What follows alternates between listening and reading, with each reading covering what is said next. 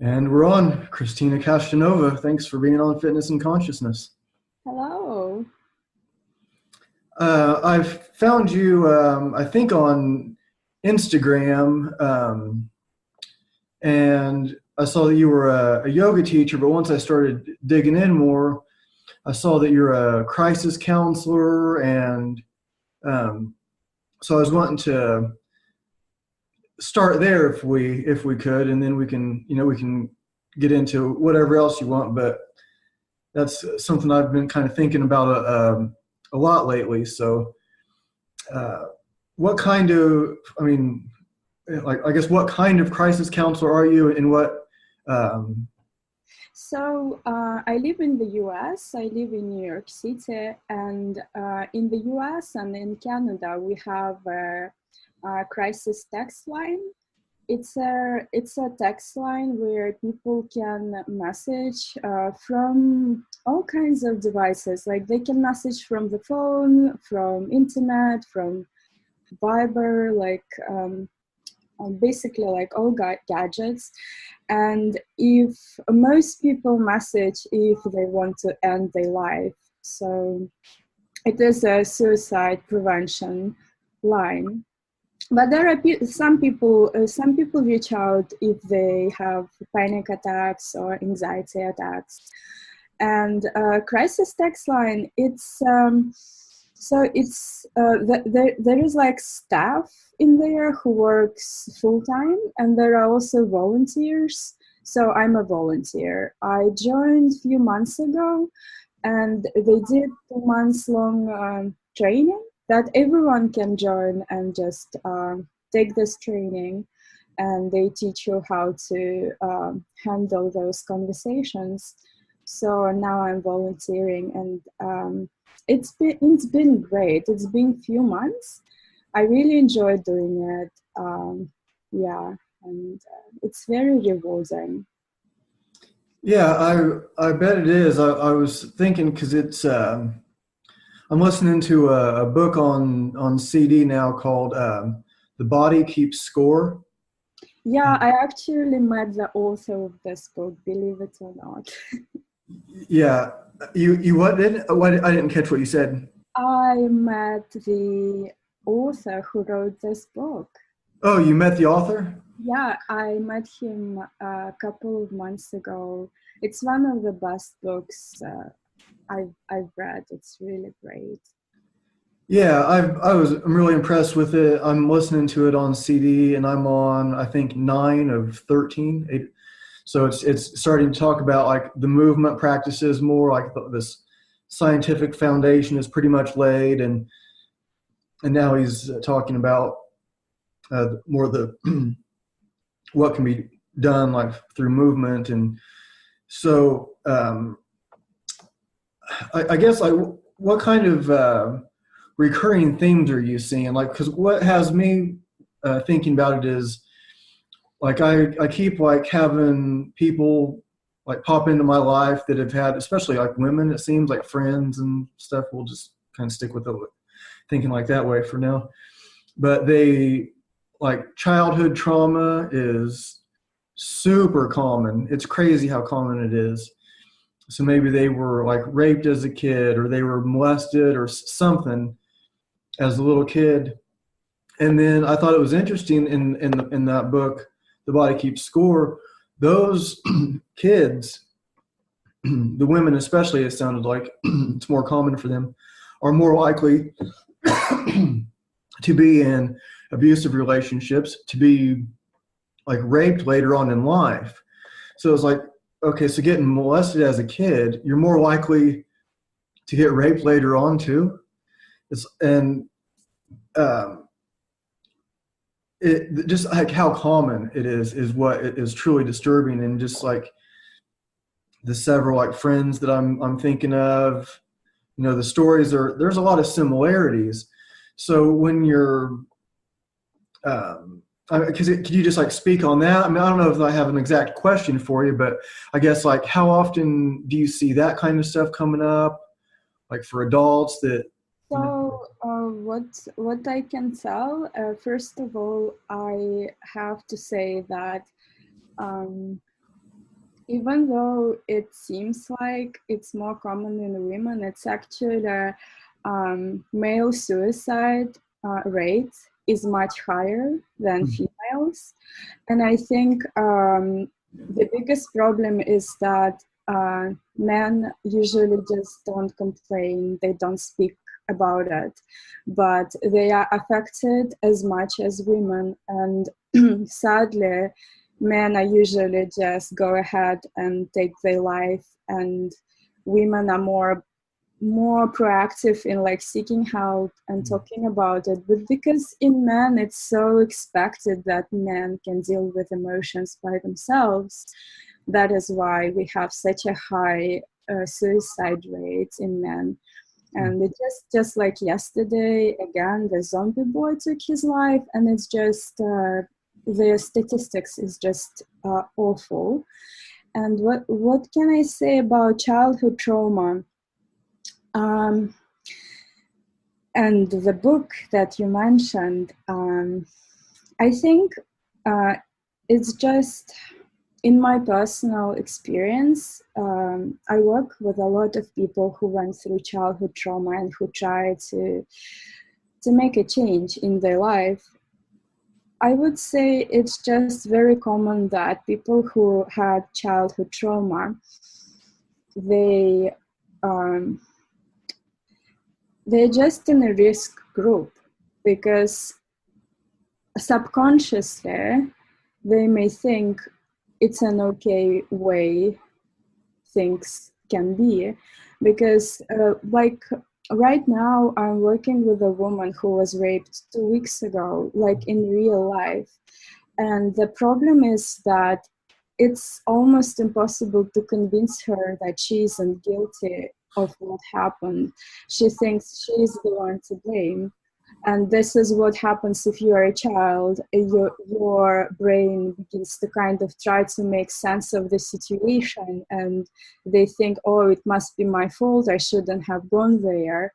So that's why it's such an important thing to heal those traumas, so it doesn't happen again.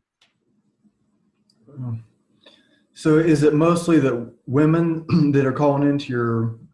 No, not really. It's actually quite even, women and men. I feel like because people can remain anonymous and they don't even have to say their gender, unless, I mean, I usually never ask a gender from people reaching out, but we do ask first name if a person wants to share. It just feels more personal if someone is addressed by their first name. So I wouldn't say there is no statistics really of the gender, because we try to be very neutral, and it can be anyone. It can be a male or a female. So. And so when you're speaking, you can probably at least most of the time tell whether you're talking to a male or female. Are they calling in about, like, do you think, is it like women are usually calling about this or this, and men are usually calling about something different? No, to be honest, I think you can't really tell, because right now gender is such a fluid concept. It can be a man or a woman. It can be someone or transgender. It can be anyone. So I wouldn't say I am usually able to tell the gender. I usually don't even worry about it as much, because we focus on crisis, not on gender or race or age. The only thing that is important is kind of to identify if it's a child, because if it's a child, we need to make sure that if a child is neglected, we mandatorily report that. But other than that, we don't really care which gender it is. It doesn't really matter. Yeah, that makes sense, especially since somebody that might be trans, they have a high suicide rate. So if you're out trying to like figure out whether they're a male or a female, that might not be helpful.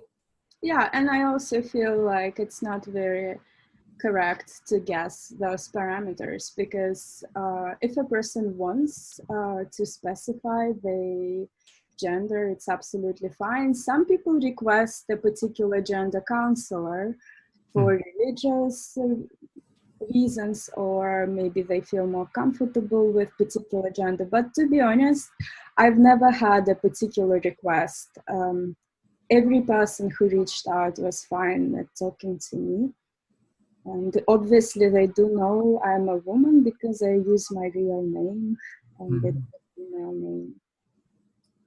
And is this a national hotline, or is it for New York, or? Yes, it is a national hotline. It also covers Canada, so it's in the USA and Canada, and anyone can reach out.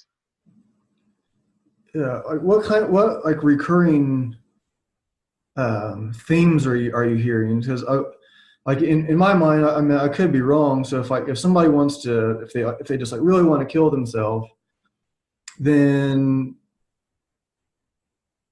I mean, maybe it's probably wrong, but just like kind of like playing off this way of thinking, I'll just do that.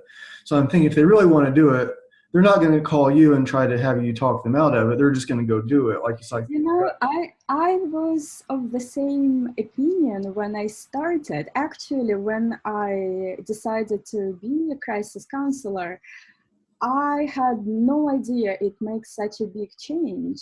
I thought that's exactly how I thought before starting. But actually, of 100% people who reach out, only 2% require active rescue, which means a person has means to end their life, and they have a particular plan and they're going to do it in the next 24 hours, because in most cases it is possible to talk them out. And I think to answer another question, usually especially in summer, people mostly feel isolated and lonely, misunderstood by people around them, depressed, helpless. So I would say just being crisis counselor and doing it for such a long time, it brought such a big perspective to me about just reaching out to people in my life and just asking, maybe someone wants to go for a coffee or for a walk, and just being there at least for some circle of friends, because a lot of times people say, yes, I do have friends, but I feel like no one cares about me. And then when we start talking more, it actually, I can see that people do care, but just a person is afraid to ask for help and kind of feels isolated and is afraid to be seen as vulnerable. So it's all about being comfortable to be vulnerable and asking for help. Yeah, that kind of reminded me of like there was a poem that somebody wrote in that book we were talking about, Body Keeps Score, and it was something like somebody goes to the psychiatrist or something like that, and because they want to talk about themselves, and then so if somebody can like listen while they just like try to talk about themselves for a while, then they can care about other people again. But I think sometimes like maybe it's like a mom with 3 kids, or you know, like how much time does she get to just do whatever she feels like doing? It's gonna be next to zero. And if the kid has some kind of special needs, it like multiplies the stress and time. And so I would I forget how it went exactly, but it was something like that. Yeah, if I can just get all this stuff out about me, then I'm ready to like get back to you and everybody else. I just need to. So do you think like a lot of people that call in that Definitely. Sharing just to get it out, sometimes it helps. So when I start talking to people on Crisis Text Line, I ask why they reached out, and it's not always a suicide. A lot of times it's just a crisis. A person has anxiety, or they're stressed, or they are depressed, or they broke up with someone, like all kinds of things.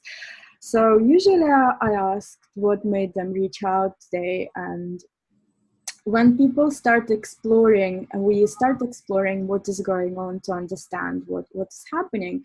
And then at some point, I always ask, how can I be of help today? And a lot of times people say, is it okay if I just share, if I just talk to you? And of course it is absolutely fine. And usually by the end of the conversation, we come up with some coping mechanisms, and this crisis text line is usually empowers people. We don't say what they shall do, we just guide them to find their own solution to their problem. So like, we can refer some resources if they ask for it. For example, like mental health resources. There are a lot of phone apps just to manage stress and just to manage everything. And there is also meditation apps, which I'm very proud of, that we also suggest. And everything is free, of course, because a lot of people can't afford a therapist or something like this. Yeah. How long are most of your phone calls? It's usually an hour. Oh wow. Okay. Yeah. Interesting. Because when I used to drive a cab, and I think it might be part of my cab driving. I did it for like 7 years. That got me into podcasting, because I learned people want to tell their story. I mean, I did a lot of medical transportation. So I'd be taking, I'd have regular customers. So I might take the same old lady to her cancer treatments once a week, maybe every day for a week, every day for 2 weeks, or once a month for a long time, or whatever it is. And they're like, some of them almost, pretty much almost everybody I learned like wants to tell their story. And one woman, she got into the car. She might have been 30 years old or something like that. And she starts crying. And I think I was taking her to like the immigration office, like where people like go to get their stuff figured out. And she's crying. And so I'm asking her like why she's crying. And she said that she didn't want to talk about it. And I was like, are you sure? And she's like, yes. I'm like, okay. And so then I dropped her off, and then she was like mad at me because I didn't keep asking her what was wrong. And I was like, well, I mean, I was like, so I tried, but maybe in that case, I didn't try too hard. You don't know how much to push. I never saw her before ever. And, it's like, she's like kind of like telling me in a way that she has something going on by crying in my car in front of a complete stranger. And then like that first attempt didn't work. Are you sure? Okay, well then I let it go. And so do you see like when people are calling you, that like they tell you that there's like, maybe they'll like give you like some reason for calling, but then they give you like little hints at what's like to dig deeper. Because like when I'm doing the podcast, a lot of times, okay, I was having you on. At first I started, okay, she's a yoga teacher. That sounds interesting. Crisis counselor. That's interesting. So I start digging into that, and then I'll hear you say something, and then it kind of, people like give like hints at what they really want to talk about, but they don't lead with it. Well, because we this crisis text line, it's text line, which means people don't call, they text, so they message. So I can't really hear emotions, and I can't really hear the voice and what condition they are in. Maybe they are crying, maybe they don't. We always make sure that the person who reaches out leads the conversation. because otherwise it would feel very like we don't know the full story, and it's difficult to make understanding of the story just by texting each other for 1 hour. So I do ask questions. I do ask them open questions, which kind of leaves room for them to explore. And a lot of people share very openly to what is going on. I would say there are some people who I can tell are in a much, much, much more difficult place, who write very little. There's people who write you one word and I can tell they are in a lot of pain. So I feel like when I talk to those people, I just become so much more personal, and I say that I feel worried about them and that I really care, and they can be completely open because it's anonymous. No one will ever know anything we talk about. And I also let them lead the conversation, even if it's a person who writes very briefly. You can still do something, and you can still assess risk, which is basically this things we do where we ask questions about suicide plans and means they have and time frame they have in mind. And if all of these questions are affirmative, then we will try to rescue this person. But if not, if, for example, a person has means to take their life, but they don't have a plan to do it today, then we just ask them to maybe take this means to another room and ask if they will be happy to do it while we are chatting. And a lot of people say, yeah, I did take it away. And then we keep talking, and we keep just making sure that the person changes their mind and finds some other way. Yeah, you mentioned like I think you said rescue. Like if they have like it's all what's that? What do you mean? So if a person reaches text line from their phone, technically we can track them. It takes time for police to track their location, and we don't do it unless it's absolutely necessary. As I said, in 100% situations, only 2% is those active rescue situations. So in this 2%, it means a person has a suicide plan, they have means to take their life, they have time frame, and they're about to do it, basically. Or they are doing it as we speak. I did have such situations, because when that is happening, I have to talk to them the whole time. Like, I have to keep them engaged, and we always ask if they want us to rescue them. And regardless of answer, if they are already taking their life, we would try to find their location and send police and ambulance to rescue them. And there are a lot of times when it is successful, and there are also not as many times, but very sad times when we are just too late, and it's very sad. How much does that weigh on you when it's too late? So, I have a lot of friends in my life who lost someone to suicide. This is the reason why I started doing crisis counseling, because my closest friends lost someone very close to them to suicide. So I was dealing my entire life with someone who was grieving someone to suicide. So when I started doing crisis counseling, I actually felt very well compared to other crisis counselors.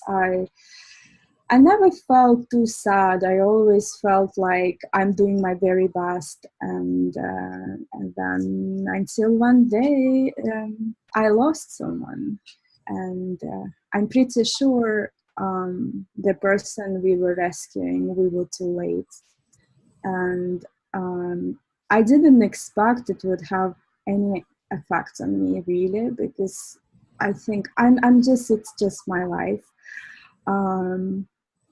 But I did take 2 weeks break, and I was processing a lot. Like, I was thinking a lot about it, and I was thinking, it just, I didn't expect I would take it so close to heart.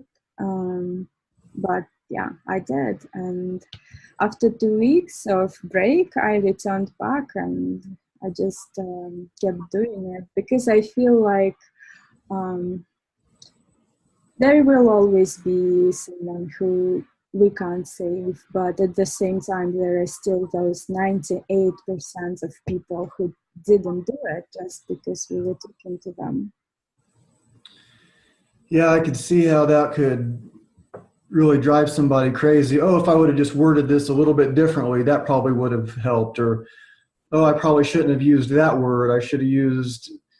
So is that the kind of thing, like, where you kind of like beating yourself up that way, like you should have worded something different, or what? Like, That is strange, because I don't, because I feel like I kind of follow the protocol that we have, and I can't really say things that are out of protocol. Like, there are things I cannot say, and there are also things like that are expected from me to say. So I don't really feel like I could have done something different. It is just, suicide is such a difficult thing, and just imagining someone going ahead with it, and just like imagining someone in being in so much pain. This is something that just made me feel very sad, and like I didn't feel guilty, or I didn't feel it was anything I could do differently, but just thinking about a life being lost, and that there are so many people who take their lives just because, I don't know, just because of the way things are, and hopefully it will change. Yeah, that's pretty wild. What do you think happens when we die? Well, I actually I have a theory, and it's not 100% my theory.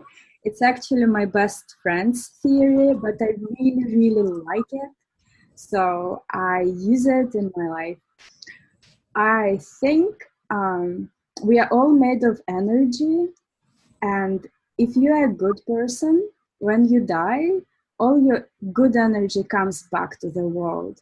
And if you're a bad person, there is nothing to come out. So that's why I try to live my life in a way that I'll have something to just like go back to the world.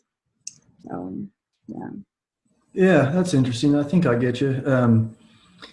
I don't know where I got it from, but like some book, it was like, imagine like your good acts, like your good things, as like a white substance, and your bad stuff as a black substance, and like these, like, so you have like the good karma and the bad karma, and so you try to like have more of the good than bad, obviously. Yeah. And that does make sense. Where are you from? So I was born in Russia, and I lived in England for 5 years, and now I live in New York. Yeah, very cool. I thought Russia from your name, but no, I wasn't sure the accent didn't. Yeah, it's a mixture. So you teach yoga also, right? are you still doing that?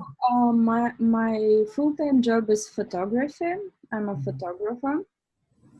And I did my yoga teacher training a few months ago. It's Kundalini yoga teacher training. It's more like for the mind. When I was studying my teacher training, my goal was to teach my close friends, those people who were who needed it.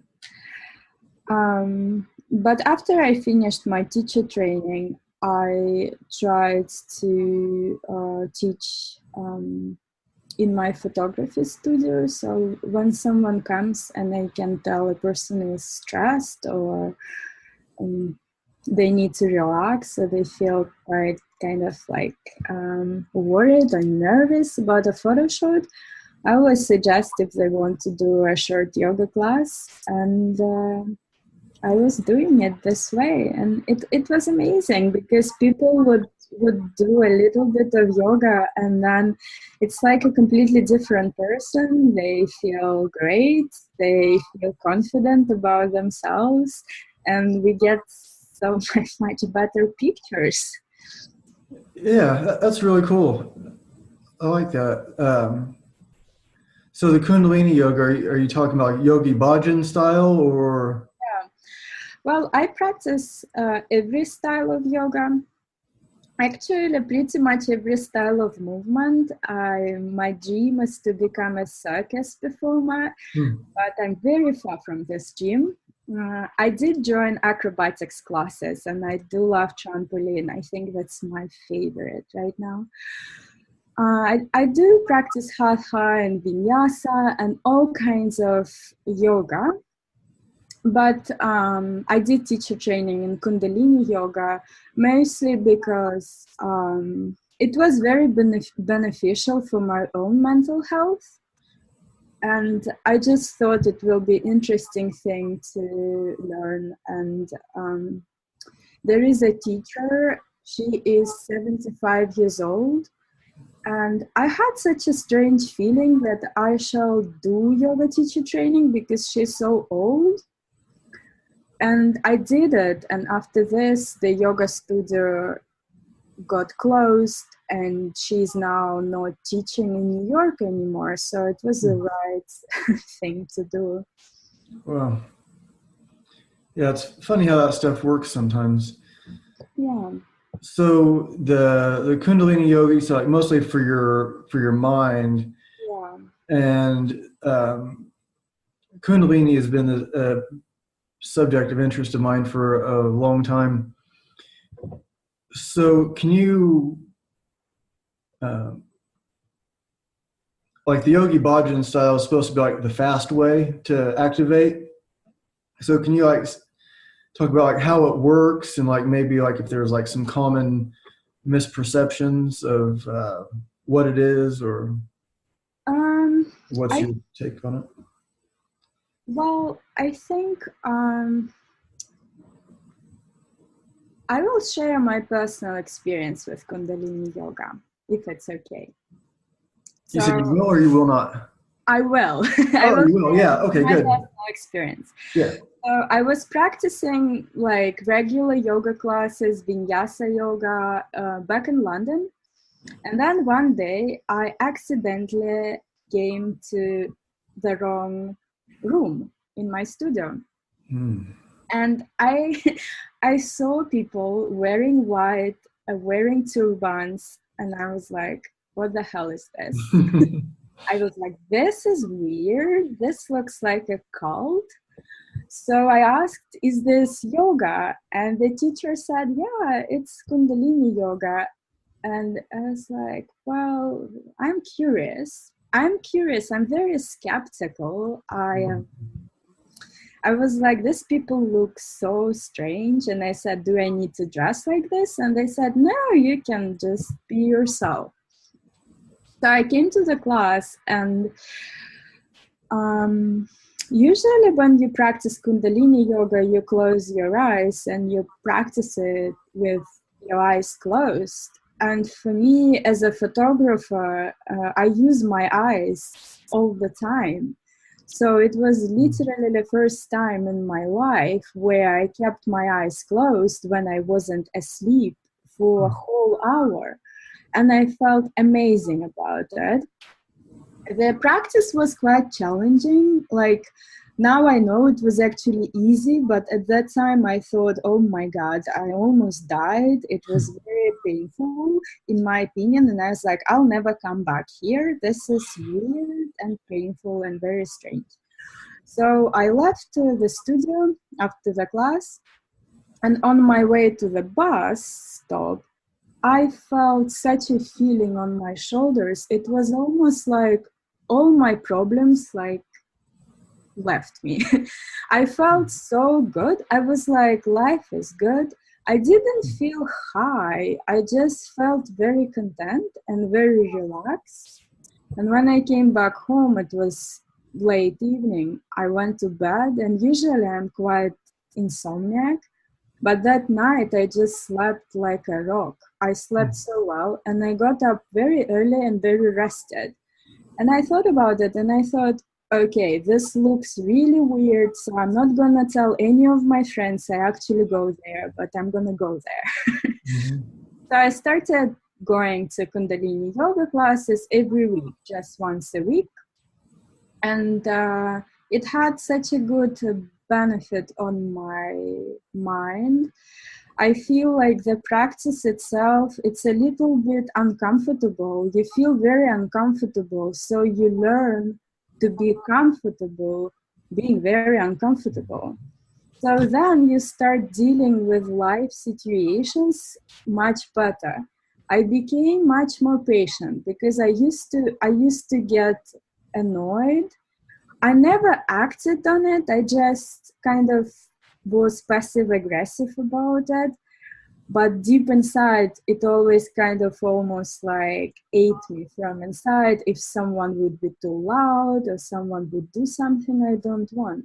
But after those classes, I noticed how patient I actually became, and I became very tolerant to pain.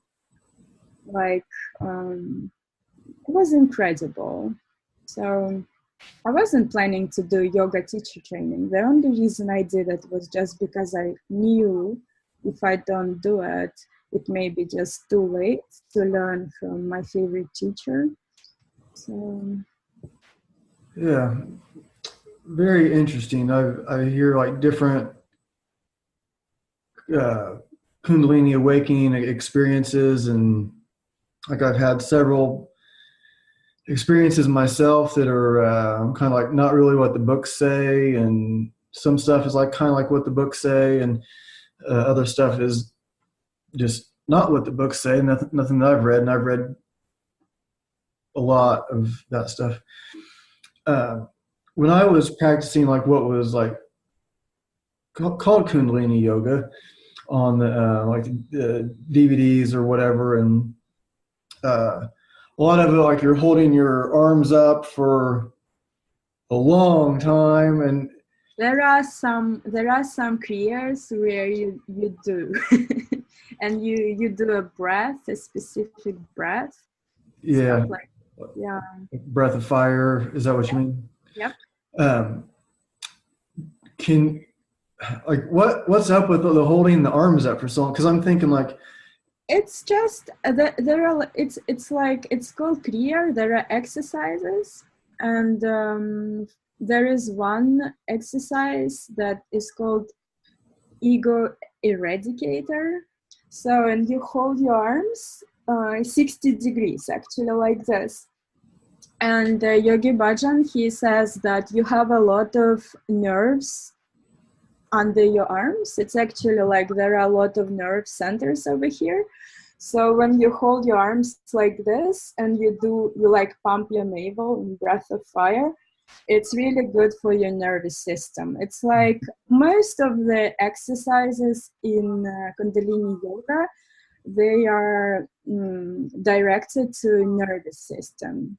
So you become very kind of, I mean, this is a very, very uncomfortable. After, I don't know, after 1 minute, I feel very annoyed and we feel quite irritated. But the thing is, it's like you cannot injure yourself just doing this.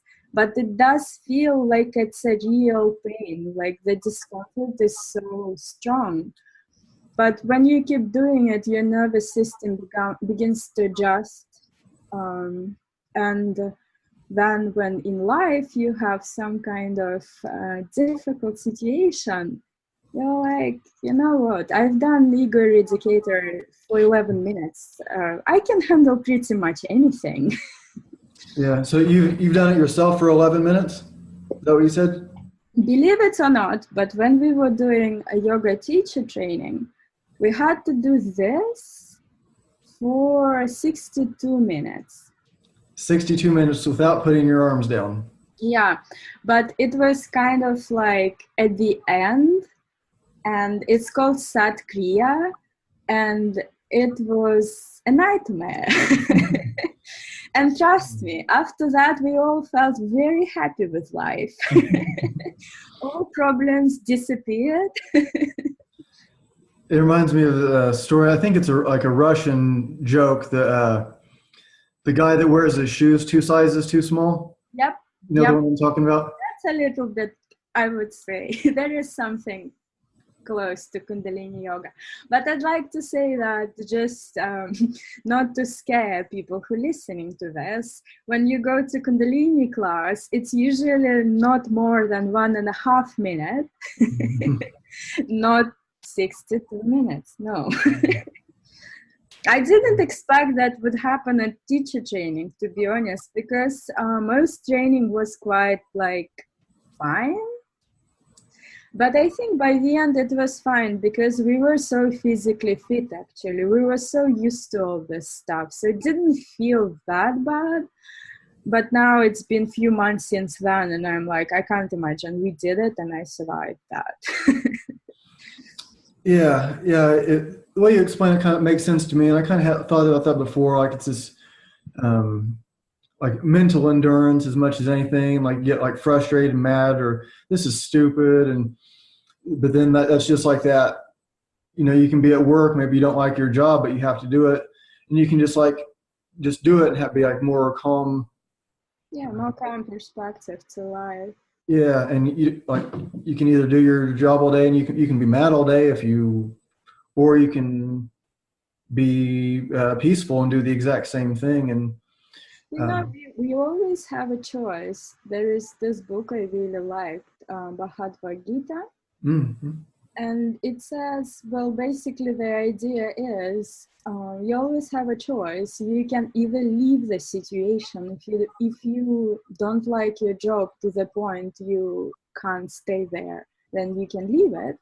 But if you are there and if you choose to stay, then you need to stay and accept it. And because this way, it's kind of like you're not indecisive. You are making a decision and you're going with it. Maybe it's a temporarily decision, but still, like, why feel frustrated if it was your choice to start with? Yeah. Human mind's a funny thing, and it's. I was thinking about it a lot, and especially having you come on. And I didn't know the exact questions I was going to ask, but I knew I wanted to dig into the crisis stuff. And it's like why do you think there's so much suffering? Why do you think this what do you think it's all about? Like, why do you think there's? You know, my personal, I just can tell from my personal experience. I feel like this technological change in our lives, it is so fast. It's so quick, and it's like not just past few years, but in general. Imagine that people used to live as communities and everyone was helping each other. It's like we were so dependent on each other. We live like as big families and as big communities, while now not only we live separately from each other, but we are also divided by this technology. Like everyone is on their phones, and people spend so much less time just doing those things that are so important for humans.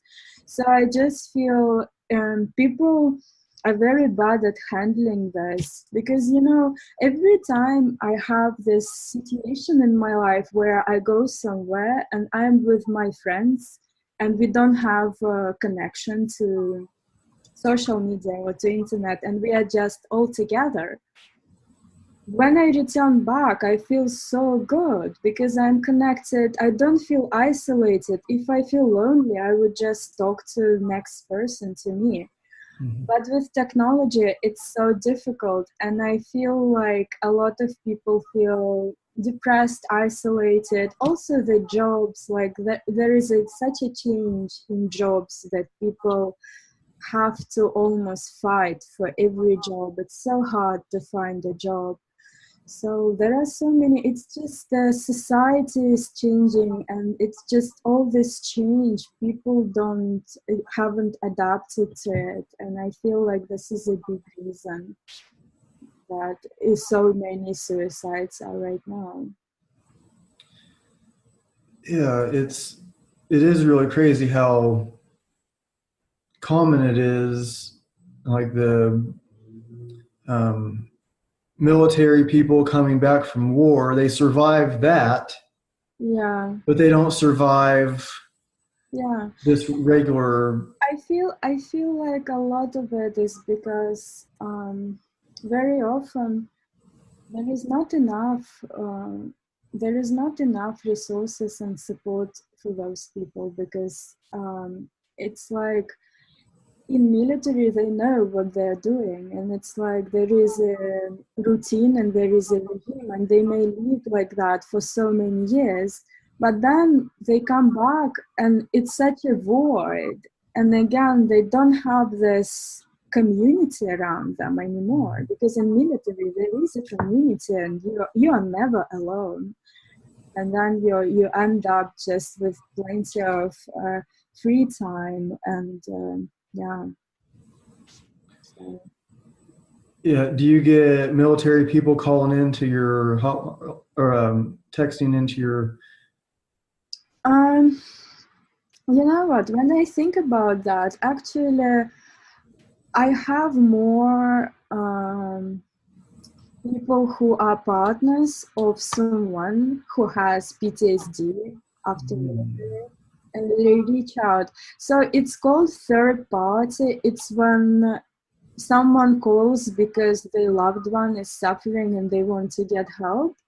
Because I feel like military people, they they um, they don't want to ask for help. They just suffer silently, and then they would just take their life silently. But thankfully, there are partners who just reach out and they say, "My husband or like my wife is having those flashbacks. Is there anything I can do to help?" And then we may send some resources that they can check out and maybe find help. And the book you mentioned is one of the best books about PTSD. So yeah. Yeah, I recommended it to so many people you can't imagine, maybe like 100 people.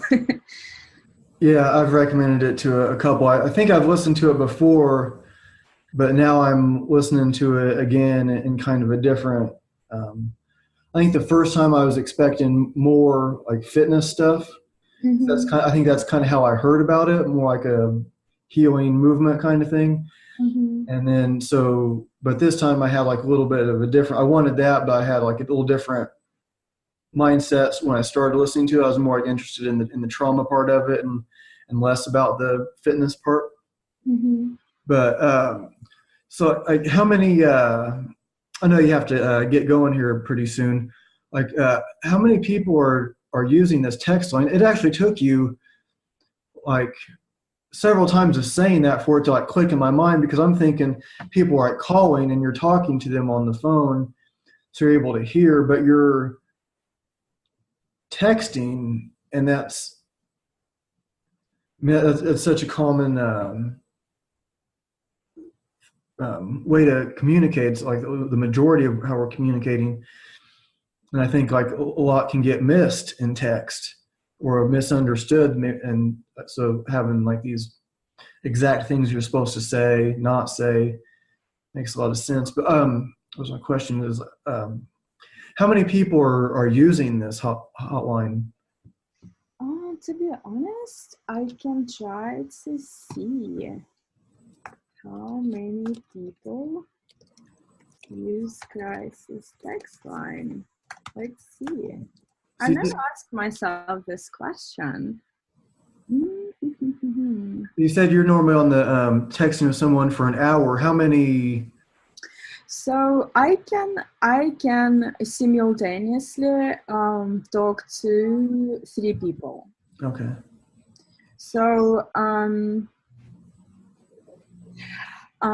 when you reach certain amount of hours, for example, when I will reach 200 hours or 500 hours, I can actually talk to more people.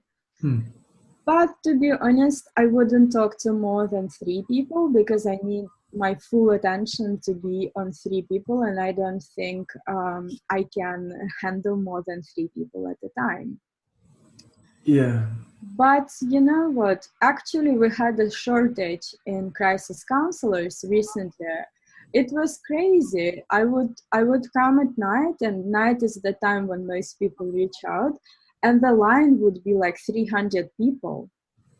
And some people would have to wait. I had one person who was waiting for 2 hours, and I was like, oh my God, if I wanted to end my life, I would be gone by then. So I started recruiting people among my friends. I wrote on social media and I said that we need volunteers.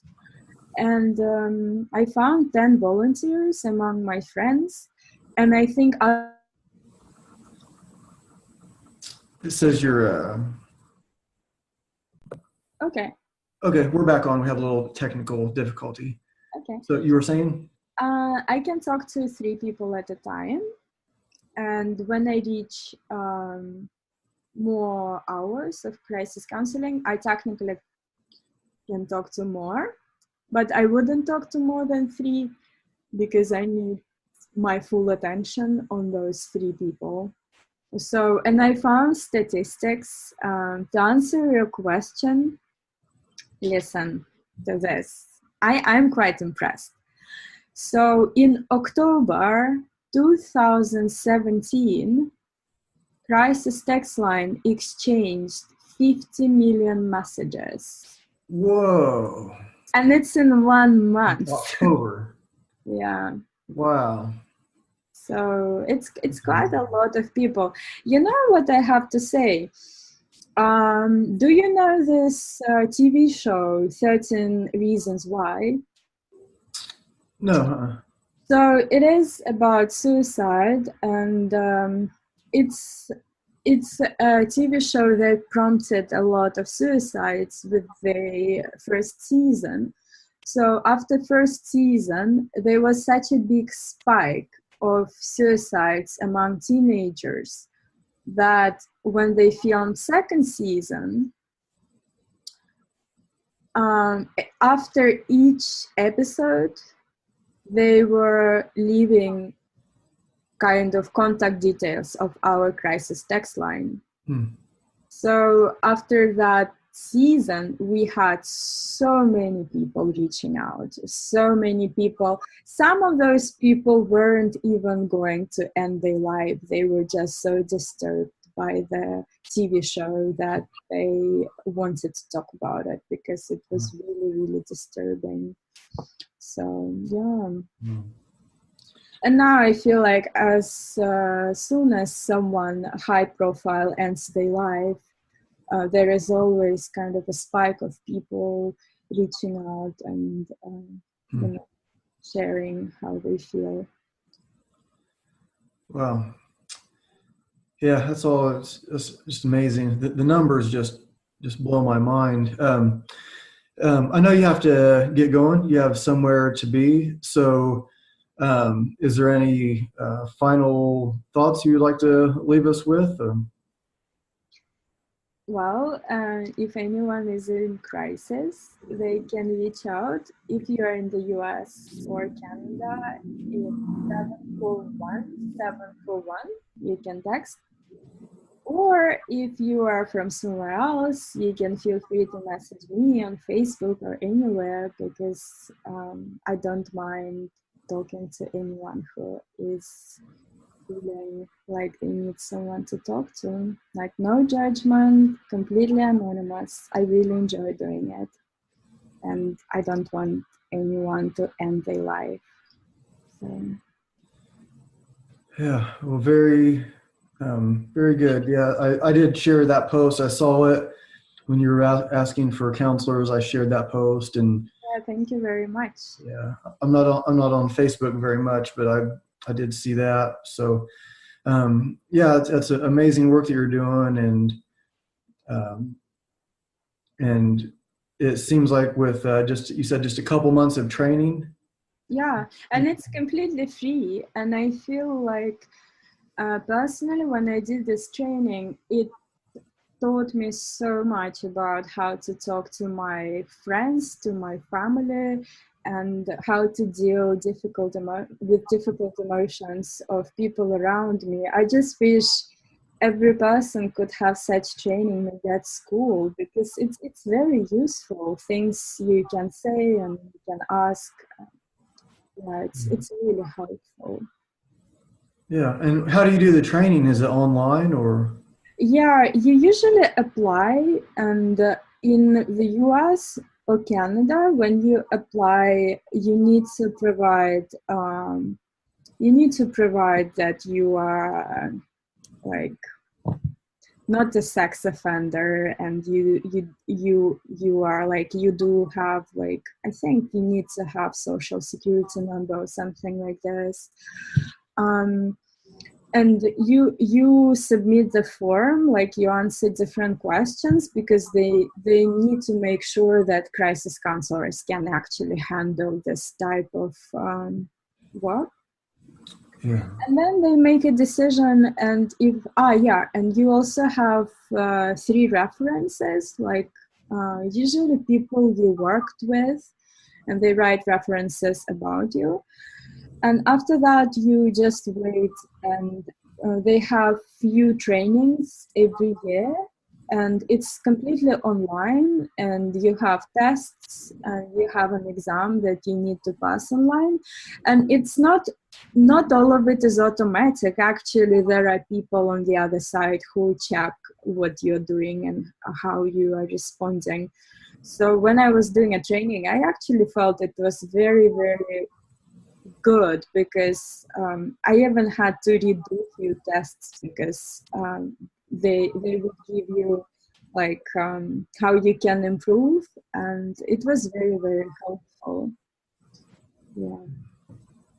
And there is a manual that they give to you, like it's a PDF, and I think I sent this PDF to at least 50 people to just like read it, and because they needed it to like be there for their loved ones. So it's very helpful information. Yeah, I'm gonna check it out myself and see. I don't know how much time I could actually donate if I got approved for the whole thing or whatever, but I would definitely check it out to see. Like I just requested um, uh, nonviolent communication, Oh, that sounds great. and the same guy wrote Talk Peace or something like that from the library. It was recommended to me from someone else, and I have so never heard of it. Maybe I shall check it out. yeah, it's big. What's his name? Marshall Russell or something like that. I could be wrong on the name, but yeah, it's just called Nonviolent Communication. There's a book and there's workshops, and Mm-hmm. it's popular with like a lot of yoga teachers. That's how I found out about it, is through yoga teachers. Oh, I will check it out. Thank you. It So sounds interesting. yeah, and just the words that we use can make a huge difference in somebody's life, quite literally for you. So Definitely. I will let you go. Thanks for being on. And was there anything else you No, wanted that's to? it. Thank you so much for inviting me. Yeah. All right. I'll talk to you for just a second when I'm done recording. Yeah, sure. All right. Thanks for being on.